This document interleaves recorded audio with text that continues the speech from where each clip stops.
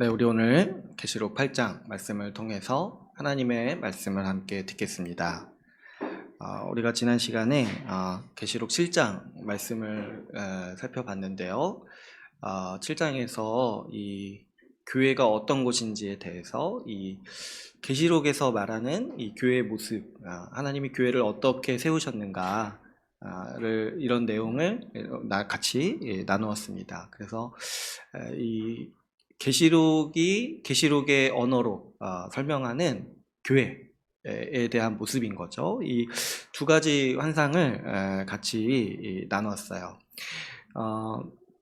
먼저는 우리가 이제 익히 알다시피 그 숫자를 세시는 모습을 보여주셨죠. 그래서 14만 4천의 숫자를 세시고 각 지파별로 이 세우시는 모습을 우리가 살펴봤습니다. 그런데 이 14만 4천에 대해서 오해하는 게 있다고 했죠. 이게 실제 14만 4천 명을 말하는 것이 아니라 12 곱하기 12, 그래서 그 구약의 모든 신자들 그리고 신약의 모든 신자들을 곱하고 거기에 이제 1000을 곱해가지고 이 모든 신자들, 역사상 존재했던 모든 신구약 신자들의 총수를 얘기하는 거라고 했어요.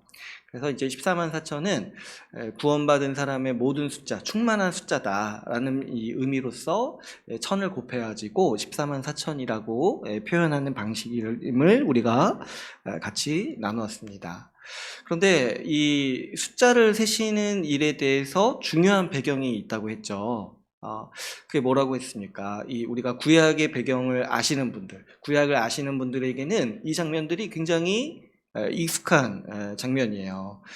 구약에서 하나님께서 그분의 백성의 숫자를 세시는 경우는 그 민수기에서 나온다고 했죠. 근데 어떤 경우에 숫자를 세시냐니까 전쟁에 나갈 군사를 계수하실 때 숫자를 세신다고 했어요. 그래서 민수기가 그 숫자 세는 이야기라고 우리가 같이 나눴죠. 구약의 그 모세오경 중에 민수기가. 그래서 이 장면, 지금 지파별로 숫자를 세서 세우시는 장면이 하나님께서 우리를 어떤 존재로 부르셨는가를 보여주시는 거예요. 하나님께서 우리 신구약 백성들, 특히 이 예수님의 초림부터 재림까지 세워진 우리 교회를 하나님의 군사로서 세우셨다라는 것을 이 환상으로 보여주시는 거죠. 그래서 지금 이 본문은 어떻게 보면은 오늘날 이 군대를 세우는 열병식과 같은 장면이라고 했어요. 각 지파별로 이렇게 딱 숫자를 세서 세우시는 거예요. 그래서 이 말씀은 하나님께서 우리를 지금 부르시고 인치시는 게 뭐냐니까 우리를 지금 이 세상에서 이 사탄의 나라, 남아있는 사탄의 잔존 세력과 싸우는 전투하는 자로 우리를 부르셨다는 거예요. 그래서 이거를 이제 우리 신앙의 선배들이 전통적으로 교회를 가리킬 때 전투적 교회, 전투하는 교회 이렇게 부른다라고 말씀을 드렸습니다. 여러분, 우리가 이제 교회의 정체성에 대해서 이 계시록의 말씀을 통해서 이해할 수 있는 바는 하나님께서 우리 교회를 전투하는 교회로 부르셨다는 거예요. 하나님께서 우리를 구원하신 의미 중에 하나가 뭐냐면 우리가 하나님 편에 서서 하나님 백성이 되어서 저 사탄의 세력과 싸우는 자로, 전투하는 자로 우리를 부르셨다는 거죠. 이 전투에 대해서도 제가 설명을 드렸죠. 사실은 사탄은 지금 졌어요. 언제 졌냐니까 예수 십자가 복음으로 말미암아 결정적으로 패배했어요. 성경 다른 곳에서는 사탄의 머리가 깨졌다라고 표현을 해요. 예수 그리스도가 사탄의 머리를 밟으셨다. 언제냐니까 예수 그리스도께서 십자가에서 죽으심으로. 왜 십자가가 사탄의 나라, 사탄의 힘을 다 붕괴시키는 그 사건이었냐니까, 여러분, 사탄의 힘이요 사실 그렇게 강한 힘은 아니에요. 뭐냐니까 죄 짓도록 만들고 그 죄를 짓도록 유혹하고 미혹하고 거짓말해서 사탄은 사실 거짓말로 미혹하는 자예요. 그 본질 자체가. 근데 그렇게 해서 어떻게 하냐니까 우리를 죄에 걸려지게 만들고 죄로 말미암아서 사망에 이르게 만드는 거예요. 그래서 죽을 때까지 이 죄의 권세에서 벗어나지 못하고 죽도록 하는 것이 이 사탄의 권세요, 사탄 나라의 이 작동 방식인 것이죠. 그런데 예수님께서 이 땅에 오셔서 십자가에서 죽으심으로 어떻게 됐습니까? 하나님은 예수 믿는 자의 죄를 용서하시겠다라고 선언하신 거예요. 그래서 이제 예수 믿는 자는 죄에 대해서 상관이 없어진 거죠. 죄의 형벌이 없어지는 거예요. 그래서 우리가 죄에 대해서 이길 수 있는 힘을 얻게 되는 거죠. 우리가 죄를 저질 때가 있지만은 그래도 우리는 다시 예수 그리스도의 보혈의 피를 붙잡고 주님 앞에 나아갈 때 주님은 우리의 죄를 용서해 주시고 또 어떻게 하셨습니까? 이미 예수 믿는 자를 죄에서 완전히 벗어난 자, 이미 완전히 의로운 자, 의인이라고 선언하셨어요. 그러니까 사탄의 이 강력한 두 가지 무기, 이 죄 그리고 사망, 이 두 개가 이제 우리 신자한테는 없는 거예요. 이 죄와 사망의 권세라고 하죠. 우리는 어떠합니까? 우리는 예수 십자가 복음을 믿고 이제 의인이 되었어요. 그리고 어떻게 됩니까? 이제 영원히 사는 자, 영생하는 자가 되었어요. 죄의 삭시 사망이기 때문에 우리에게 이제 이 사망의 권세가 사라지는 거예요. 그러니까 사탄은 완전히 힘을 잃어버린 거죠.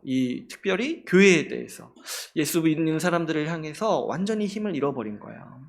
그래서 사실 사탄은 예수 십자가 복음에 의해서 이 보혈의 피에 의해서 결정적으로 머리가 밟혔다, 패배했다, 완전히 묶여버렸다, 이렇게 이제 성경이 표현하는 거예요.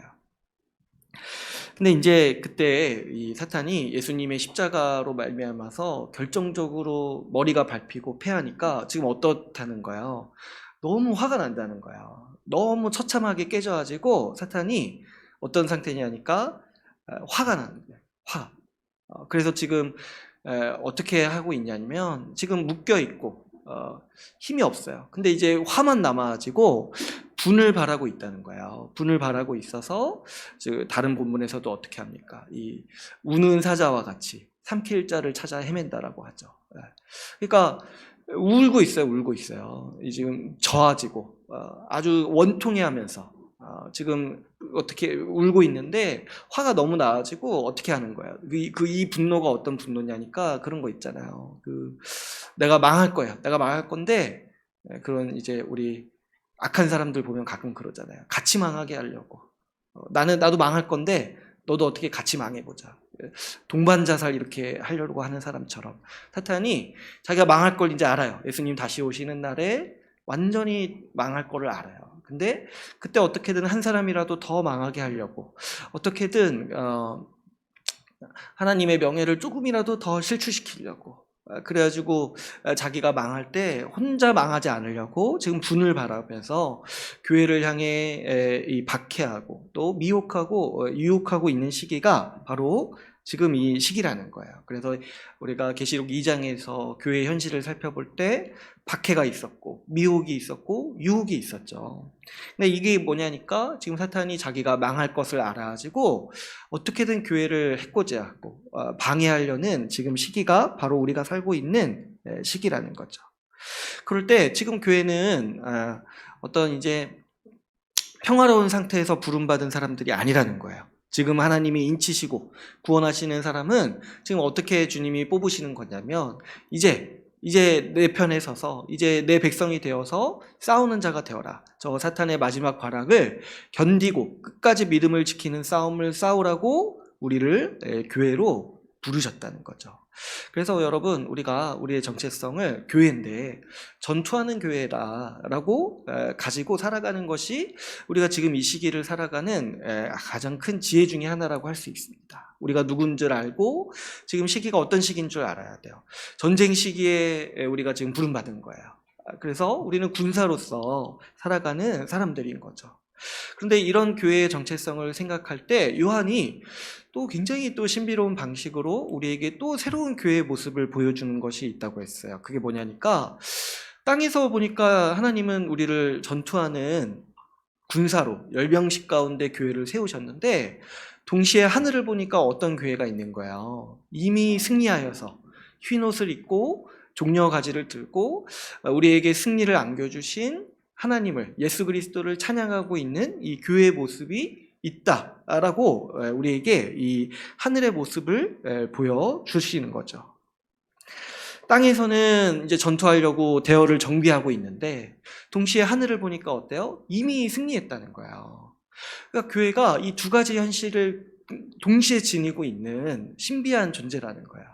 땅에서는 싸우는 존재지만 하늘에서는 어때요? 이미 승리한 교회라는 것이죠. 그래서 어떤 모습을 보여줬어요. 각 나라와 족속과 그 백성 가운데서 셀 수 없는 큰 무리가 나와서 흰 옷을 입고 종려가지를 가지고 구원하심이 우리 보좌에 앉으신 어린 양께 있도다, 이 찬양하는 이 교회의 모습을 보여주고 있는 거예요. 그러니까 이제 교회는 어떤 존재냐니까 이 두 가지가 동시에 있는 존재. 이미 승리했는데 또 어때요? 동시에 치열하게 싸우는 존재. 반대로 얘기해서 치열하게 싸우지만 또 이미 승리한 승리를 누리고 있는 존재가 바로 이 교회라는 거예요. 여러분, 교회가 왜 이미 승리했다라고 이렇게 또 표현을 합니까? 땅에서는 지금 우리 이제 2장에서 살펴본 것처럼 갖은 박해와 또 조롱과 유혹과 미혹에 시달려가지고 치열하게 싸우고 있는데 왜 또 말씀은 이미 승리했다, 이미 승리를 누리고 있다라고 말하고 있습니까? 우리가 예수님의 십자가 복음을 생각하면은 지금 이렇게 이미 승리한 교회로 묘사하는 것이 합당하다고 우리가 얘기할 수 있죠. 제가 방금도 말씀드렸지만 예수 십자가 복음에 의해서 사탄은 이미 패배했어요. 사탄의 모든 권세를 예수님이 십자가에서 꺾으셨어요. 그러니까 여러분, 우리가 싸우는 기간이라는 것을 인식해야 되는데 이 싸움이 정확히 어떤 싸움이냐니까 이미 예수님이 이기신 뒤에 남아있는 싸움을 하고 있는 거예요. 예수님이 이미 이기셨고 사탄의 권세를 다 꺾으셨는데 이제 남아있는 마지막 발악을 견디는 싸움이라는 거예요. 그러니까 이 두 가지가 동시에 있는 거예요. 예수님이 이기셔서, 죄를 이기셔서 우리가 죄에서 벗어나서, 죄의 지배에서 벗어나고 사망의 지배에서 벗어나서 승리를 누리죠. 그러면서 우리가 교회 안에서 이 하늘의 복을 누리고 하나님 나라의 복락을 누리면서 살아가는 모든 것이 우리가 예수님이 이기셨기 때문에 누리는 이 승리의 기쁨들이에요. 그래서 우리의 싸움이요, 막 내가 처음부터 끝까지 나가지고 막 사탄이랑 막 처음부터 끝까지 싸우는 그런 싸움이 아니라는 거예요. 이미 이기신 예수님이 이미 이기셨어요. 근데 나머지 패잔병들, 사탄의 패잔병들이 있는데 그 존재들이랑 싸우는 거예요. 그러니까 지금 이제 우리가 치열한 싸움이기는 하지만은 이 싸움이 우리가 처음부터 끝까지 다 해야 되는 그런 싸움이 아니라는 거예요. 그 구약에도 보면은 저 오늘 시간이 하지 말아야겠어요. 네. 다음에 그 하나님이 이기신 전쟁은요, 사람이 거의 할 일이 사실 없어요. 그 구약에도 보면은 이스라엘 백성이 전쟁을 하잖아요. 근데 하나님께서 내가 싸우겠다 했을 때 이스라엘 백성이 할 일은 이미 주님이 이기신 그 전쟁터에 가가지고 전리품 챙기는 거예요. 그래서 지금 우리가 이제 싸우고 있지만 이미 승리한 뒤에 싸우는 거다라는 것을 또 우리에게 보여주시는 거죠. 그래서 이 교회의 싸움은 주님이 이미 주신 승리를 지키는 것에 지나지 않습니다. 이 사탄의 멸망은 예정돼 있고 주님 다시 오실 때 사탄의 세력은 완전히 멸망합니다.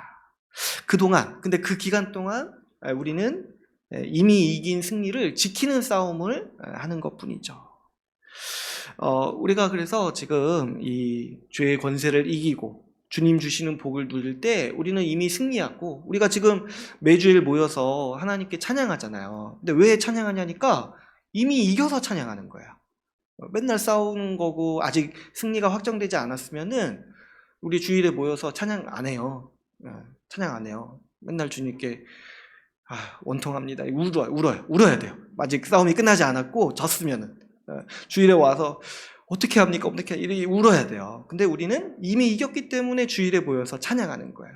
그래서 주일에 이 드리는 예배가 뭐냐니까 이미 승리한 교회로서 존재하는 거예요. 평일에 나가서는 전투하는 교회로 또 살아가고, 이 두 가지 현실이 우리에게 동시에 있다는 거죠.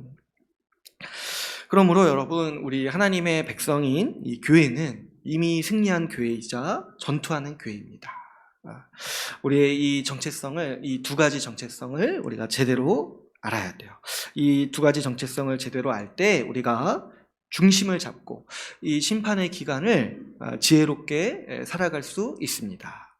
오늘도 이 심판의 이 환상들이 계속해서 진행되고 있는데요. 이 심판의 말씀을 우리가 또 오늘 또 계속 살펴보기를 원합니다.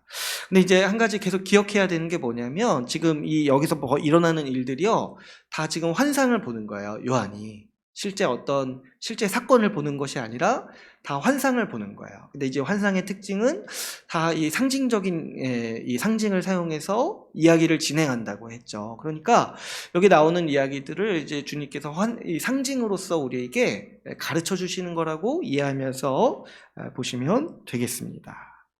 오늘 이제 우리가 읽은 말씀을 보면은 일곱째 인을 떼시죠. 그러니까 그 두루마리의 인을 떼시면서 지금 이 환상의 이야기가 진행이 됐잖아요. 근데 7개의 인이 있는데 그 마지막 인을 이제 떼시는 거예요. 그랬더니 하늘이 이제 반시간쯤 고요하다, 이렇게 이제 기록이 되어 있습니다. 우리가 이제 마지막 중요한 이 최종이잖아요. 이 7째 인에서 마지막 일곱 번째 인이니까 이게 이제 상징하는 바는 마지막을 얘기하는 거예요. 마지막. 그러니까 마지막 그 중요한 이 사건이 진행되기 전에 갑자기 온 천사들이 묵념하는 거예요. 아주 고요해지는 거예요. 그러니까 아주 고요한 가운데 아주 큰 이제 사건이 진행되고 있다. 하나님의 최종적 심판이 남았다라는 것을 보여주고 있는 것이죠. 근데 그때 아주 특이한 일이 벌어지는데, 그게 뭐냐니까 3절에 보니까 이 금향로를 가지고 천사가 올라가는 거예요. 근데 이제 여기에 뭐가 담겨 있다라고 설명을 합니까? 이 모든 성도의 기도를 여기에 담아서 하나님의 제단에 드린다라고 얘기를 하고 있죠. 앞에서도 이게 사실 나왔던 표현이에요. 이 성도의 기도를 향로에 담아서 하나님께 드림으로써 이 7인을 떼시는 거예요. 그런데 마지막에 그 7번째 인을 떼시기 전에도 하나님이 하시는 게 뭐냐니까 교회의 기도를 지금 들으시고 받으신다는 거예요. 그리고 또 어떻게 하세요? 4절 5절에 보니까 그 하나님께서 그 향로에 모든 성도의 기도, 이 교회의 기도를 받으신 다음에 그 향로를 땅에 던지심으로 마지막 최후의 심판을 진행하시죠. 그러니까 지금 이 하나님께서 이 구원 역사를 진행하시고 이 세상의 그 심판을 진행하시는데 뭘 사용하시냐니까 바로 우리의 기도, 교회의 기도를 아주 중요하게 사용하신다는 거예요. 그래서 이 환상을 우리가 바꾸어서 말하면은, 여러분, 세상에 이렇게 심판이 일어나잖아요. 이 세상에 심판이 일어나고 하나님이 계속해서 심판하시고 마지막에 최후의 심판을 하실 것인데, 이 원동력이 뭐냐니까 이 모든 심판이요, 하나님께서 교회의 기도를 들으시고 교회의 기도 응답으로서 하시는 일이라는 거예요. 이 세상을 향한 심판이. 교회가 드리는 기도가 사실 뭐겠습니까? 여러분, 우리 교회가 전투하는 교회라고 했잖아요. 우리가 매일같이 사탄의 세력과 싸우고 또 분투하고 사탄의 박해도 있고 미혹도 있고 유혹과 싸우면서 어떤 기도를 드리겠습니까? 주님, 저를 지켜주십시오, 이런 기도도 하지만 주님, 저 사탄의 세력이 망하게 해주십시오. 바꿔 말하면은 우리가 주기도문으로 기도를 드릴 때 앞부분에 어떻게 기도해요? 하나님의 나라가 임하옵소서. 근데 여기에 포함된 내용이 뭐냐니까 저 사탄의 세력이 완전히 망하게 하옵소서. 이 기도를 우리 교회가 일상을 살아가면서 또 믿음을 지키기 위한 싸움을 하면서 자연스럽게 하나님께 드리고 있는 거예요. 근데 하나님께서 이 기도를 받으시고 이 기도를 통해서 이 기도에 응답하시면서 어떻게 하시냐면, 그동안 우리 교회를 괴롭혔던, 우리 신자들을 괴롭혔던 저 사탄의 세력을 심판하시는 그 심판을 이루신다는 것이죠. 그래서 우리 앞에 잠깐 한번 읽어볼까요? 이 계시록 6장 9절에서 10절 말씀이 있는데요.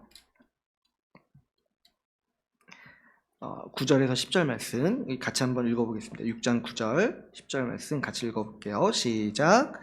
5째 인을 떼실 때에 내가 보니 하나님의 말씀과 그들이 가진 증거로 말미암아 죽임을 당한 영혼들이 제단 아래에 있어 큰 소리로 불러 이르되 거룩하고 참되신 대주제여 땅에 거하는 자들을 심판하여 우리 피를 갚아주지 아니하시기를 어느 때까지 하시려 하나이까 하니. 아멘. 이 지금 이제 교회가 어떤 곳이냐니까 이 복음으로 말미암아서 죽임당한 자들, 박해를 받고 미혹당하고 유혹에 시달린 자들, 치열하게 싸우는 전투하는 교회라는 거예요. 그런데 그 전투하면서 지금 너무 원통하니까 저 진짜 다 진 애들이 지금 빨리 이제 꼬리를 말고 도망가야 되는데 어떻게든 분을 바라면서 어떻게든 나라한테 피해를 미치고 나를 위협하니까 이제 그거에 대해서 하나님께 하소연하는 거죠. 어느 때까지 내버려 두시렵니까? 어느 때까지 저 악한 자들, 하나님을 거역하고 하나님을 거역할 뿐만 아니라 하나님의 백성, 교회를 모욕하고 업신여기고 함부로 여기는 저자들을 언제까지 그냥 내버려 두시냐고. 우리가 매일마다 기도하고 교회가 기도를 드리는 거예요. 근데 이제 주님이 기다리라 말씀하시다가 근데 그 기도를 외면하지 않으시고 그 기도를 받으시고 사용하셔서 이 세상을 완전히 심판하신다라는 이야기가 지금 이렇게 우리가 읽고 있는 계시록에서 펼쳐지는 이야기라는 거예요. 이때 이제 계시록에 쓰여질 당시가 로마 시대 때라고 했잖아요. 로마 시대 때.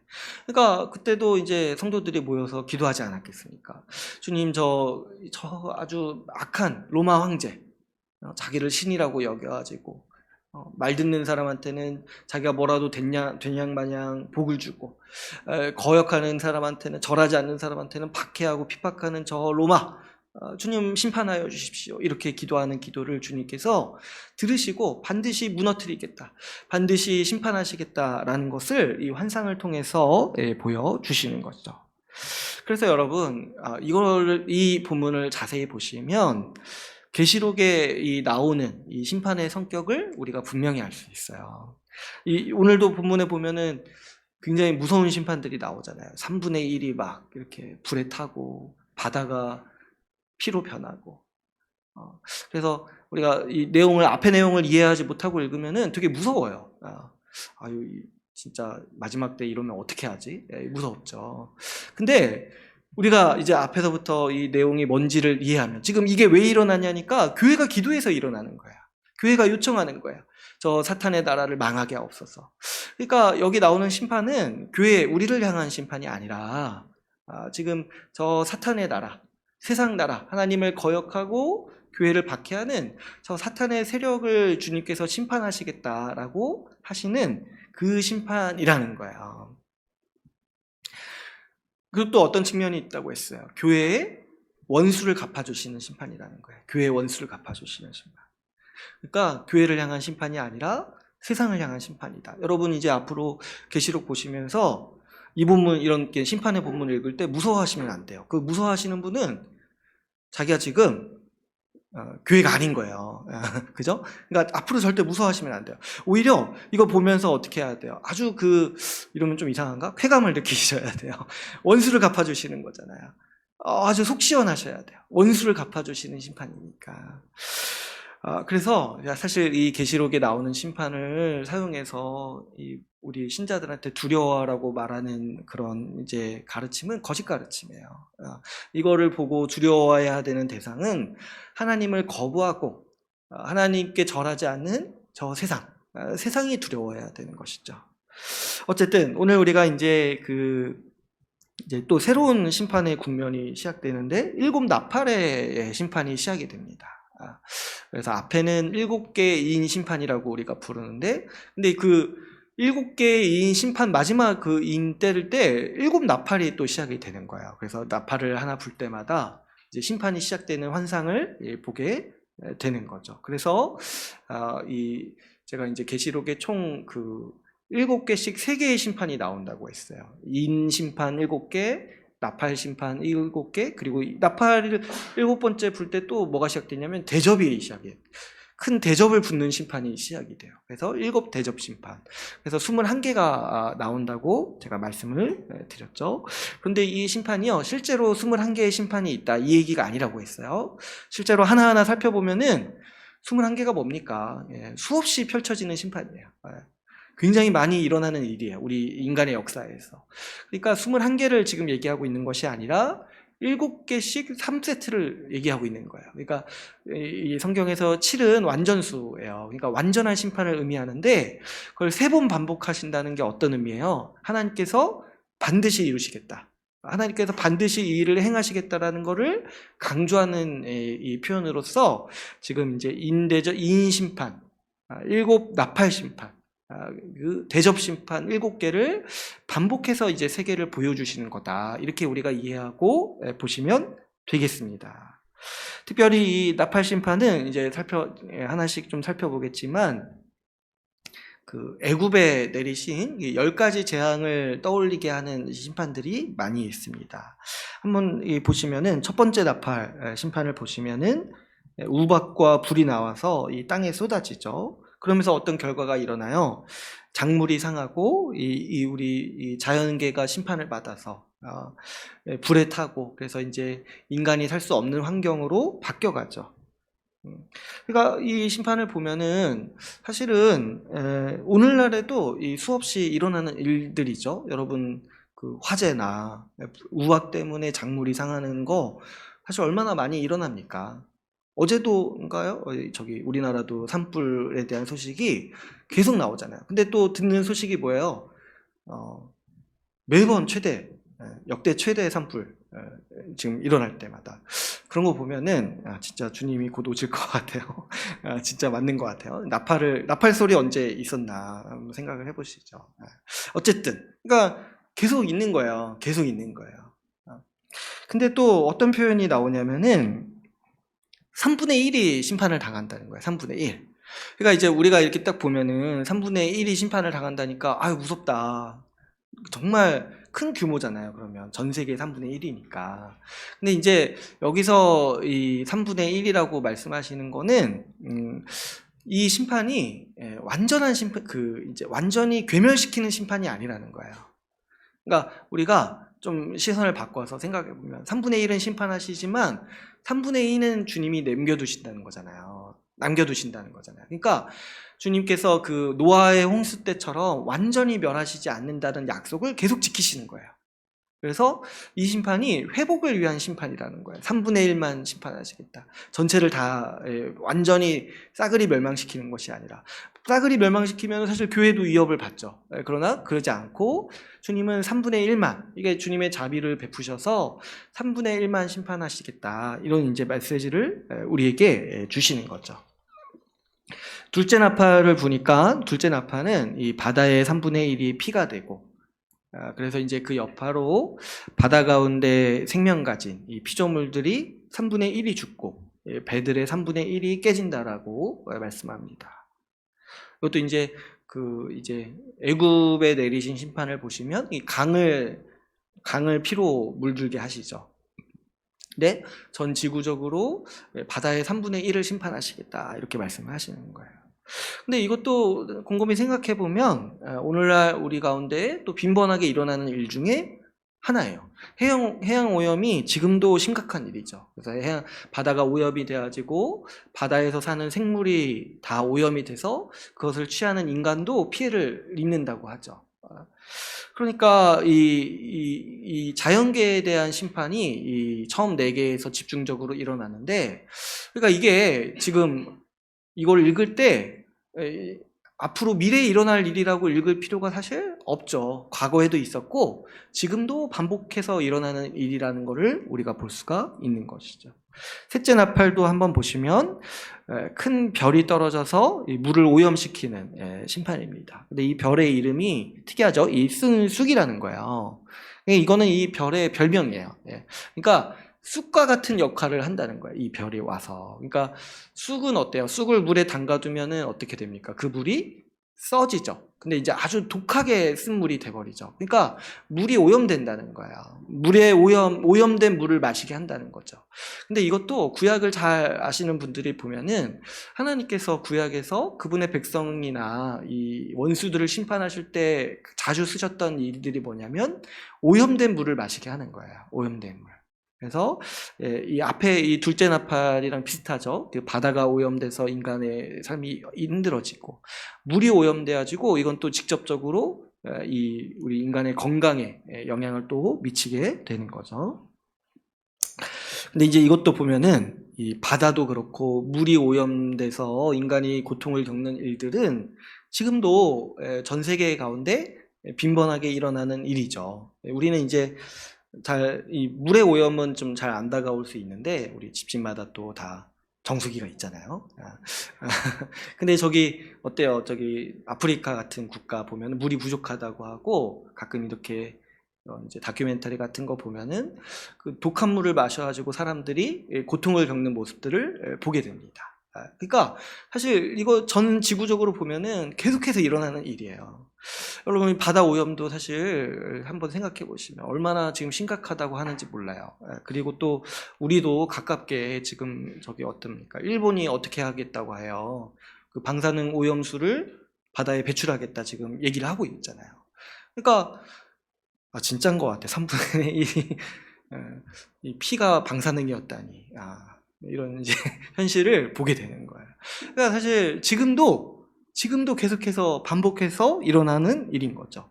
넷째 나팔도 한번 볼까요? 넷째 나팔은 이 하나님께서 이 해의 3분의 1, 별의 3분의 1, 그러니까 이 세상을 비추는 빛의 3분의 1에 타격을 주셔서 어두움을 주시겠다 이런 이제 말씀을 하시는 거죠. 이 어두움도 이 애굽에 내렸던 심판에도 나오고 구약에서 하나님이 심판하시겠다 하실 때 자주 사용하는 방식이 뭐냐면 어둡게 하시는 거예요. 어둡게 하시는 거.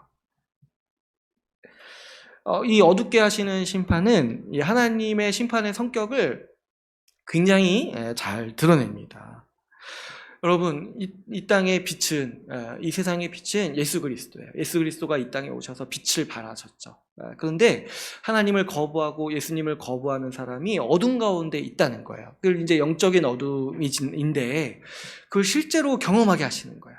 어떻게 함으로써요? 진짜 물리적인 세계에서 빛을 없애심으로써 어둠 가운데 살게 하신다는 거예요. 어둠 가운데. 그래서 하나님 없는 삶의 실제를 누린다고 하는 게 아니라 경험하도록 한다는 거죠.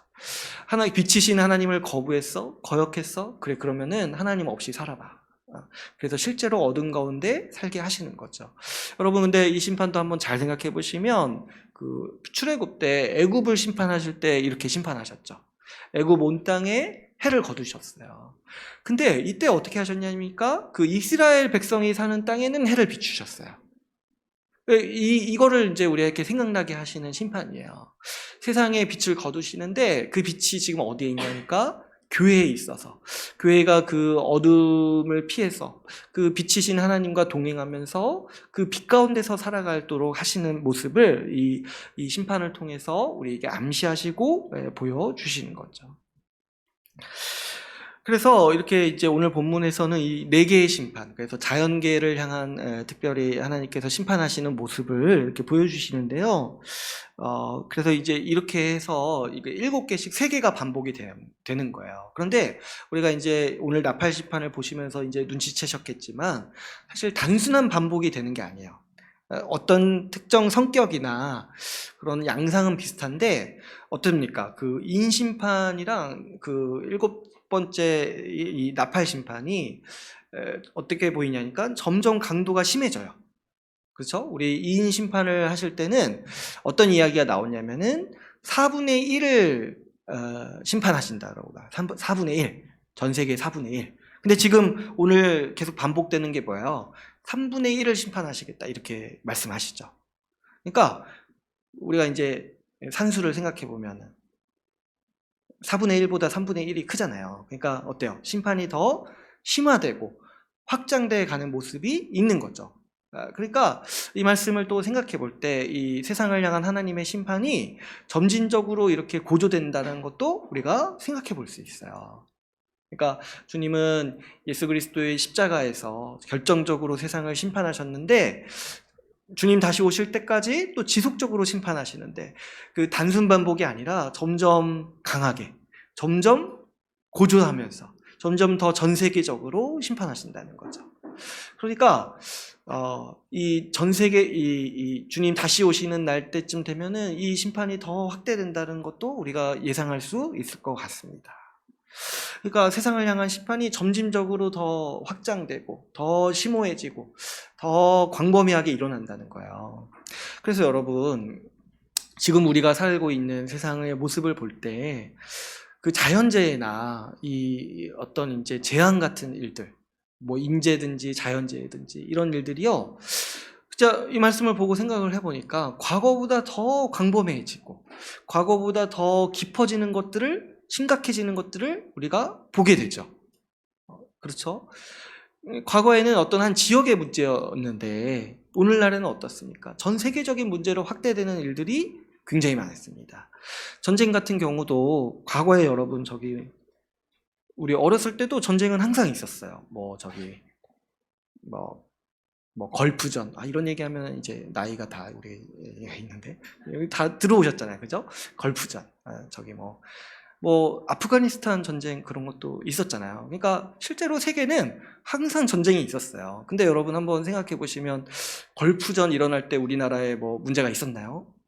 영향이 있었나요? 뭐 있었을 수는 있는데 그렇게 피부에 와닿지 않았어요. 근데 지금 어떻습니까? 저기 저 우크라이나가 사실 어디 있는지도 몰랐어요. 근데 거기다 전쟁 났다고 해가지고 지금 우리나라도 난리잖아요. 지금 석유가 지금 2,000원 넘어갔다던데 그 기름값이 난리잖아요. 그것 때문에 지금 세계 경제가 지금 하락하고 있고 우리도 지금 영향을 받고 있잖아요. 그러니까 지금 보면은 벌써 이 재앙이나 사건 사고가 한번 이렇게 터질 때 광범위하게, 진짜 이 3분의 1이 실감이 날 정도로 광범위하고 심도 있게 일어나는 것들을 보게 돼요. 그리고 또 우리가 지금 마주대하고 있는 이 인류의 위기라고 하는 것들을 한번 생각해 보시면 지금 기후위기를 겪고 있잖아요. 근데 그거를 우리가 지금 다 전 세계인들이 다 경험하고 있는 거잖아요. 이 기후위기에 대해서. 여름에 이제 춥고 또 이제 유럽의 원래 유럽이 해양성 기후라서 여름에도 어느 정도 시원했는데 갑자기 40도까지 온도가 올라가고 그런 일들, 또 우리나라도 그런 환경 가운데 있는데 그러면서 어때요? 작물이 지금 피해를 입고 있죠. 작물이. 그래서 이제 뭐 이렇게 토마토 재배가 작년에 안 돼가지고 우리 뭘 경험했습니까? 세상에 햄버거를 샀는데 토마토가 없어. 근데 왜 돈은 똑같이 받아? 그때 사람들은 햄버거에 토마토가 없다고 불평했지만 사실 우리는 뭘 생각해야 되냐면 하나님이 세상을 심판하고 계시구나. 작물의 이 피해를 입고 있고 지금 이 영향을 전 지구적으로 받고 있구나. 지금 또 어떻습니까? 일본에서 방사능 바다에 방출하면 지금 뭐 전 세계 3분의 1이 뭡니까? 이 해양에 사는 생물들이 얼마나 많은 피해를 입고 그걸 먹는 우리도 얼마나 많은 피해를 입겠습니까? 지금 이런 일들이 일어나는데 하나하나가 너무 단순하지도 않고 가볍지도 않고 너무 광범위하고 점점 그 규모가 확대돼가는 모습을 볼 수 있어요. 그러니까 우리가 딱 그런 걸 볼 때 주님 오실 날이 이제 다가오고 있구나. 지금 그거를 알 수 있는 거예요. 그러니까 여기 있는 사건들 자체는 징조가 아닌데 우리가 이제 어떤 걸 이해할 수 있냐면 이 심판의 양상이 점점 광범위해지고 심각해지고 확대되는 모습을 볼 때 이 세상이 이제 끝나가고 있구나. 이제 거의 끝물이구나. 라는 거를 우리가 이해하고 또 인식할 수 있게 되는 현상인 것이죠. 그렇죠, 여러분. 이거는요, 뭔가 비상한 차원의 어떤 지혜가 아니에요. 여러분, 그냥 기본적으로 한번 생각해 보시면 우리가 하루를 살면 어때요? 주님 오실 날이 하루 더 가까워지는 거예요. 근데 지금 그 날이 이미 2000년이 지났으니까 얼마나 가까워졌겠냐는 거예요. 지금 계시록 이 당시에도 맨날 했던 말이 주님 곧 오신다 했는데 지금 이제 2020년이 지난 뒤에 우리는 그럼 얼마나 더 곧 오시겠냐는 거야.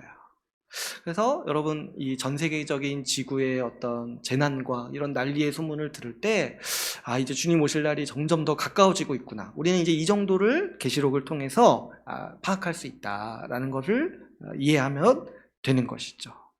그러니까 여러분 우리는 이 계시록의 말씀을 통해서 우리가 지금 어떤 시기를 살고 있는지 분별할 수 있어야 돼요.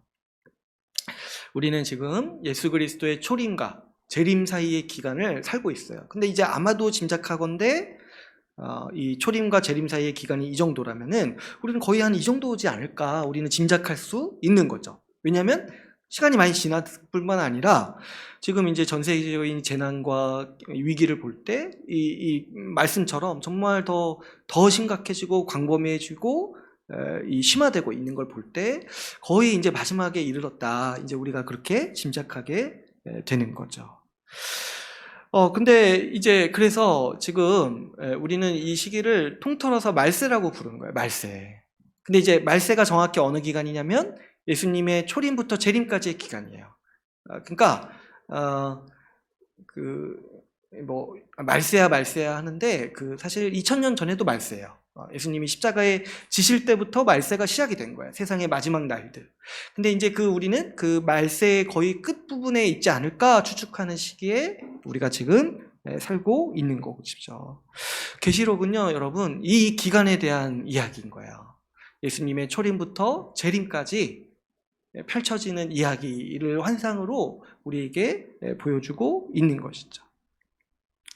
그래서 예수님의 초림부터 재림까지 하나님께서 이 세상을 지속적으로 심판하시겠다. 하나님을 거부하는 세력을 지속적으로 무너뜨리시겠다라고 우리에게 이 계시록의 말씀을 통해서 말씀하고 있는 것이죠.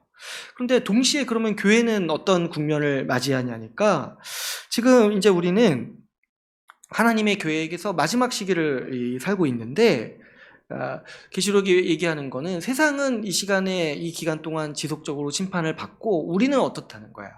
우리는 그 기간 동안 구원받는 기간이기도 하고 동시에 어떻습니까? 이 세상에서 있으면서 전투하는 기간이라는 거야. 이 세상의 사탄의 세력과 이 세상의 남은 세력들과 싸우는 기간 중에 있다는 것이죠. 그래서 우리가 이 계시록의 심판의 이야기들, 이 말씀을 보면서 우리는 이 시기의 특징을 잘 이해해야 되는 것입니다. 여러분, 우리는 지난주에도 같이 함께 살펴봤지만 우리 앞에 놓인 전투가 분명히 있습니다. 지금 교회는 전투하는 기간이에요. 멸망해 가는 사탄의 나라가, 이 사탄의 세력이 한 사람이라도 같이 망하게 하려고 지금 거의 다 멸망해 가고 있으니까 어떻게든 한 사람이라도 더 같이 망하게 하려고 교회를 박해하고 미혹하고 유혹하는 시기에 우리가 살고 있다는 것이죠. 이 가운데 우리는 이 믿음을 지키는 싸움, 믿음을 지키는 전투를 해나가는 시기에 우리가 있다는 거예요. 세상은요, 이 계시록에 나오는 것처럼 하나님의 심판이 이루어지는 모습을 보면서 두려워하죠. 두려워해야 마땅하죠. 저기 기후위기 때문에 두려워하고, 전쟁 때문에 두려워하고, 전쟁으로 말미암아서 영향을 받는 이 경제적 위기, 세계적인 경제적 위기, 이런 것을 보면서 세상은 두려워해야 마땅해요. 근데 우리는 그런 걸 보면 두려워하지 않아요. 왜냐하면 아까 제가 말씀드렸듯이 이 모든 일은 하나님께서 세상 나라를 심판하시기 위해서 하시는 일들이에요. 교회의 기도를 들으시고 행하시는 실제 일들이라는 거야. 그래서 우리는 재난과 이 환난과 전쟁과 또 위기에 대한 소식을 들을 때 그걸 가지고 두려워하지 않아요. 그냥 초연하게 주님이 이 세상을 심판하고 계시는구나. 이 망하는 세상이 점점 더 망해가고 있구나. 이거를 이제 아는 것이죠. 그런데 우리는 그런 세상의 현상들로 근심하고 걱정하지 않지만은 우리의 보다 큰 관심사가 뭐냐니까 바로 이 교회 앞에 놓인 전투에 있다는 거예요. 이 믿음을 지키기 위한 싸움이 우리의 관심사라는 거야. 그러므로 여러분, 우리가 좀 이 말씀을 깊이 이해해가지고 우리가 우리의 싸움이 뭔지, 우리의 전장이 어디인지를 분명히 해야 돼요. 분명히 해야 돼요. 이거 헷갈리시면 안 돼요.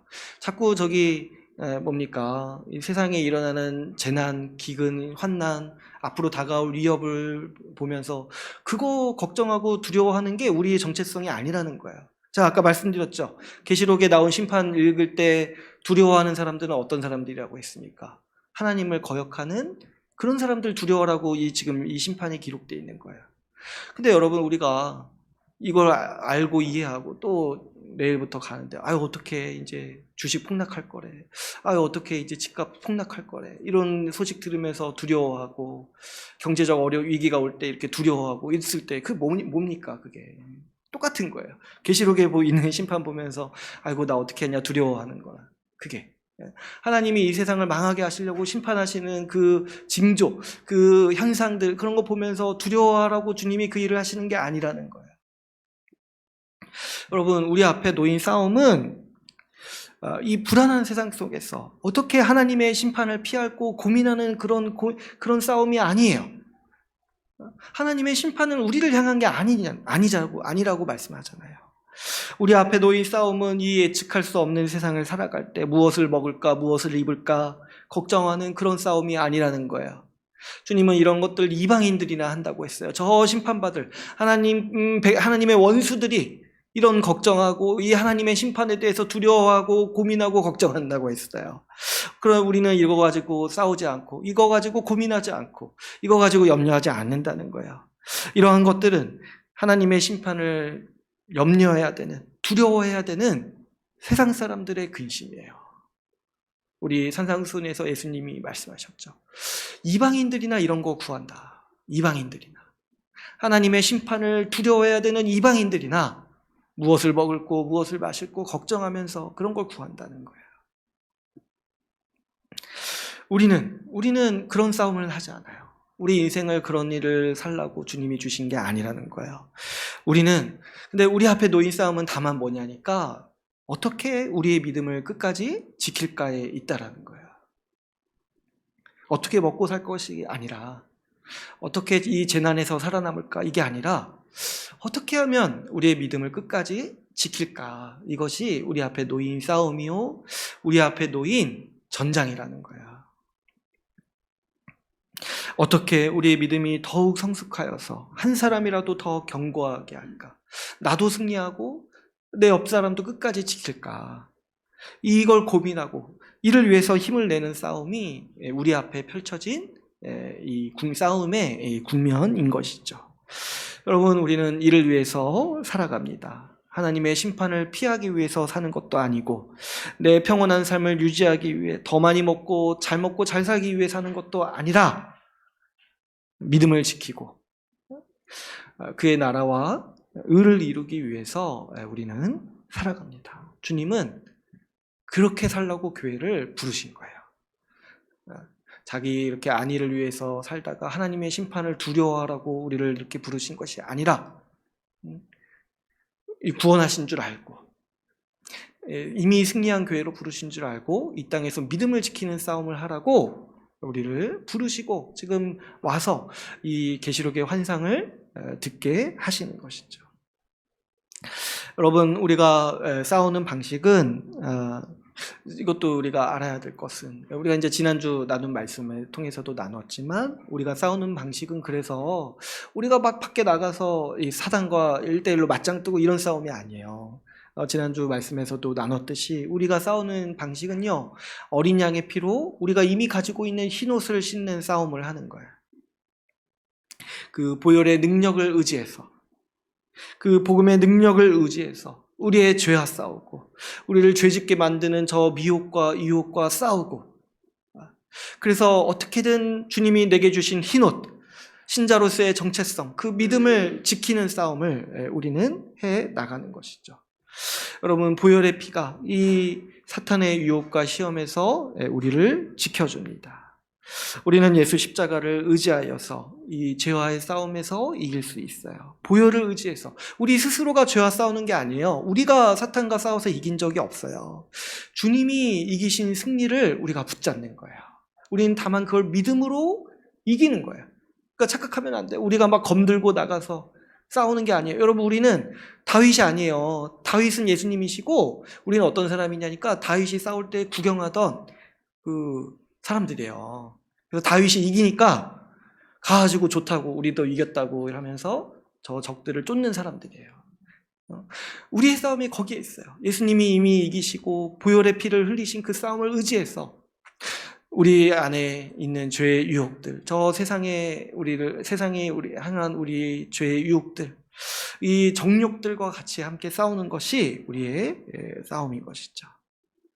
우리가 예수 그리스도의 보혈을 의지할 때 우리의 죄를 이길 수 있고, 저 세상의 정욕도 그 유혹도 우리는 이길 수 있습니다. 여러분, 우리가 복잡하고 이 두려운 세상, 이 심판이 일어나는 세상 속에서 살아갈 때 어떻게 우리가 초연할 수 있냐니까 십자가를 생각하셔야 돼요. 십자가를 생각하면 우리는 평안을 누리는 거예요. 십자가에서 죽기까지 나를 위하신 분이 있는데 앞으로 어떤 어려움과 환난과 또 고난이 있더라도 주님이 능히 우리를 지키시지 않겠냐는 거예요. 그래서 여러분, 세상에 이런 환난들 일어나고 앞 고난이 닥쳐오는 모습을 볼 때 예수 십자가를 붙잡으세요. 보혈을 붙잡으세요. 나를 죽기까지 사랑하신 분이 나를 얼마나 지금도 지켜주시겠습니까? 나를 얼마나 지금도 위하시고 인도해 주시겠습니까? 그 믿음을 가지셔야 돼요. 나를 위해 죽기까지 하신 분이 어디 조금 사건이 일어났다고 나를 버리시냐는 거예요. 그렇지 않죠. 우리가 위기가 찾아올 때, 또 두려움이 찾아올 때, 걱정이 찾아오고 근심이 찾아올 때 십자가를 바라보세요. 나를 위해 죽으신 분을 볼 때 우리는 평안을 누려요. 내가 혼자 있지 않구나. 나를 죽기까지 사랑하신 분이, 우리 예수 그리스도가 어린 양이신 분이 보좌에서 나를 위해 다스리고 계신다라는 확신을 우리는 끝까지 계속해서 붙잡아야 하는 것이죠. 여러분, 우리가 십자가에서 죽으신 예수를 생각하면 우리가 무엇을 위해 살아야 할지가 분명히 보입니다. 여러분, 우리가 다른 우상이 아니라, 우리를 유혹하는 저 다른 우상이 아니라, 그때 잠깐 눈이 돌아가도 어떻습니까? 나를 위해 죽으신 예수님, 십자가를 생각할 때, 십자가가 눈에 보일 때 그때 우린 정신을 똑바로 차리죠. 내가 무엇을 위해 살아야 되는가? 나를 유혹하는 저 우상을에게 절해야 되는 것인가? 그렇지 않죠. 나를 위해 죽기까지 나를 섬기신 주를 위해 살아야겠다. 우리는 끊임없이 마음을 먹는 거예요. 유혹도 강하고 미혹도 강할 수 있어요. 그러나 눈이 돌아갈 수 있죠. 그런데 우리가 엎드려서 다시 한번 예수 십자가 복음을 듣고 그리스도께서 매달리신 십자가를 볼 때마다 내가 내 스스로 머리를 치는 거예요. 정신 차리자. 지금 주님이 나를 위해 죽으셨는데 내 인생 하나라도, 조금이라도 더 주를 위해 살아야 되지 않겠나, 이렇게 우리가 생각을 바꿔야 되고, 이 싸움을 우리가 평생 해나가는 거예요. 여러분, 저도 저라도 이런 걱정과 근심이 있을 수 있겠죠. 이렇게 위기가 보일 때, 또 이제 미래의 어떤 불안함이 찾아올 때, 제가 이제 최근에 가장 크게 느낀 것 중에 하나가, 가장 제가 기억이 나는 것 중에 하나가 신대원 졸업할 때쯤에 맨날 우리 같은 전도사님들 모여가지고 어떻게 먹고 살까 어느 교회에 가야지 좀 형편이 나아질까 이런 거 고민했어요. 그래서 맨날 하는 말이 어디 교회가 대우가 좋다더라. 사람이니까 그런 얘기 하는 거예요. 좀 큰 교회 가야지 그래도 집도 주고 그러지 않겠나. 그 교회 가려면 어떻게 해야 돼? 뭐 준비해야 돼? 이런 얘기들을 저도 하고 많이 했죠. 이게 사람이니까, 미래가 두려우니까 그렇게 할 수밖에 없죠. 그래서 저도 졸업할 때 두렵죠. 근데 참 제가 언젠가 기도하면서 생각이 든 게, 내가 주를 위해 살겠다고 다 버리고 신대원 왔다고 생각했는데도 졸업할 때 보니까 또 여전히 무엇을 먹을까, 무엇을 마실까 걱정하고 있다는 거예요. 그때 이제 붙잡았던 게 예수님의 십자가. 그 보혈의 피를 흘리신 십자가, 그분이 나를 돌보신다는 걸 내가 다시 믿고, 또 어떻습니까? 그분이 나를 위해 죽기까지 하셨는데 나는 뭐 한 끼 굶는 게 뭐 대수겠냐는 거예요. 좀 불편한 게 뭐 그렇게 대수냐는 거예요. 좀 못 살면 어떻습니까? 예수님은 나를 위해 죽기까지 하셨는데 내가 주님 위해서 한 게 뭐냐는 거야. 기껏해야 어떻게 먹고 살지 걱정하라고 주님이 나 같은 자 위해서 죽으셨다는 거죠. 그때 이제 생각을 다시 고쳐먹고 다시 담대하게 살아가려고 애썼던 기억이 납니다. 십자가가 우리가 싸우는 원동력이에요. 우리 보혈의 피를 붙잡아야 돼요. 특별히 여러분 끝으로 오늘 본문에 보면은 이 주님께서 우리의 기도를 어떻게 생각하시는지 말씀하시는 장면을 살피고 마무리하려고 합니다. 오늘 우리 본문의 8장 1절부터 5절을 보니까 주님은 우리에게 기도의 능력과 권세를 우리에게 주셨습니다. 여러분, 주님 오시는 날까지 그러므로 교회는 기도의 능력과 권세를 강력한 무기로 삼아서 살아가야 마땅합니다. 오늘 본문을 보면 주님은 성도의 기도를 들으시고 성도의 기도를 사용해서 세상을 심판하십니다. 우리의 기도는 확실히 주님의 보좌 앞에 올라가고 주님은 우리의 모든 기도를 확실히 사용하시고 응답하시고 일하십니다. 주께서 우리의 기도를 통해 세상을 경영하시고 다스리시기 때문에 이 계시록 말씀은 우리를 향해 뭐라고 얘기합니까? 우리가 주님의 보좌에 함께 있다. 우리가 주님과 함께 세상을 다스린다고 이렇게 표현하고 있는 것이죠.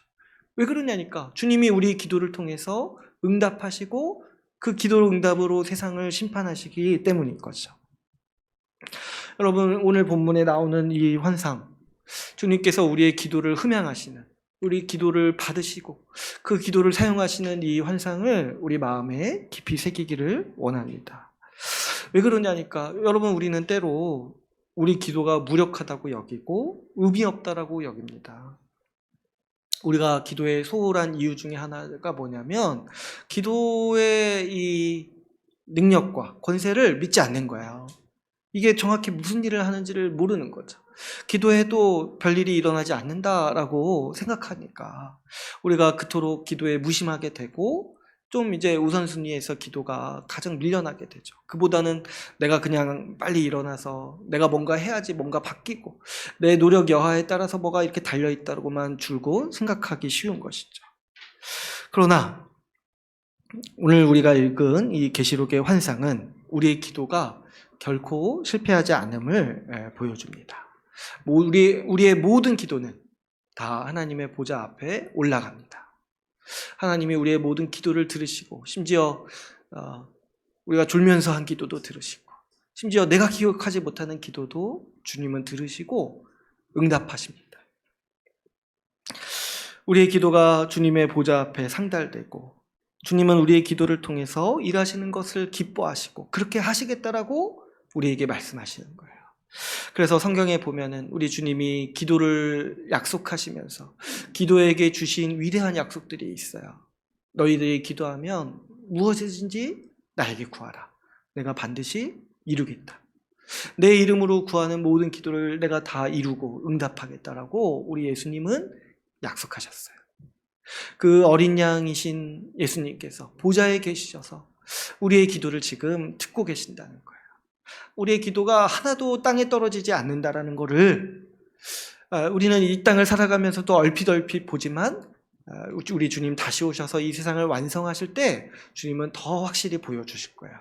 우리의 기도를 사용하셔서 주님이 어떻게 일하셨는지 하나하나 다 영상으로 만드셔서 보여주실 거예요. 다 보여주실 거예요. 그때 우리가 후회하는 거 하나가 뭐냐니까 더 기도할 걸, 더 할 걸, 좀 더 할 걸. 이걸 그때 우리가 후회할 거예요. 그러니까 여러분, 우리가 이 기도의 능력, 지금 이 기도를 주님께서 얼마나 영광스럽고 위력을 가지고 사용하시는지를 기억하셔서 우리가 기도하기에 힘써야 됩니다. 우리가 기도하지 않을 때 우리는 분별력을 잃습니다. 아까 제가 말씀드렸죠. 많은 분들이 이 계시록에 나오는 심판 이거 보면서 무서워한다고. 근데 똑같이 인생을 살아가면서 세상에 일어나는 하나님의 심판을 보면서 무서워한다고. 그 참 어리석은 일이에요. 그 주님이 교회를 위해서 심판하시는 건데 그걸 무서워하면 어떻게 합니까? 그걸 무서워하면 어떻게 합니까? 그러면 안 되죠. 근데 기도할 때 그게 이제 보이는 거예요. 기도할 때 그게 더 명확히 보이는 거예요. 기도할 때 분별력이 생기는 거예요. 아, 지금 내가 저런 거 무서워하고 염려하고 걱정하라고 주님이 인도하시는 것이 아니라 지금 믿음의 선한 싸움을 하라고 나를 부르셨구나. 기도할 때 그 분별력이 온전히 생기는 거예요. 지금 위기가 찾아오고 뭐 이렇게 걱정과 근심이 찾아오고 뭐 앞으로 뭔가 벌어질 일이 염려되고 있잖아요. 근데 진짜 싸움은 거기에 있는 게 아니라 그 가운데서 내가 믿음을 지키냐 지키지 못하냐에 있다는 거예요. 진짜 싸움은 기도할 때 그게 더 명확히 보이는 거예요. 때로 주님은 우리의 문제를 해결해 주지 않으세요. 근데 그러면서 원하시는 게 뭐냐면 네가 진짜 믿음을 지키는 사람인가 보게 하시는 것이죠. 우리가 기도할 때 우리는 분별력을 얻습니다. 근데 기도하지 않을 때 이런 것들에 대한 분별력을 잃어버리는 거예요. 하나님의 심판을 두려워하면서 믿음의 싸움을 하지 않으려고 하는 그런 어리석은 상태가 우리가 쉽게 빠질 수 있는 것이죠.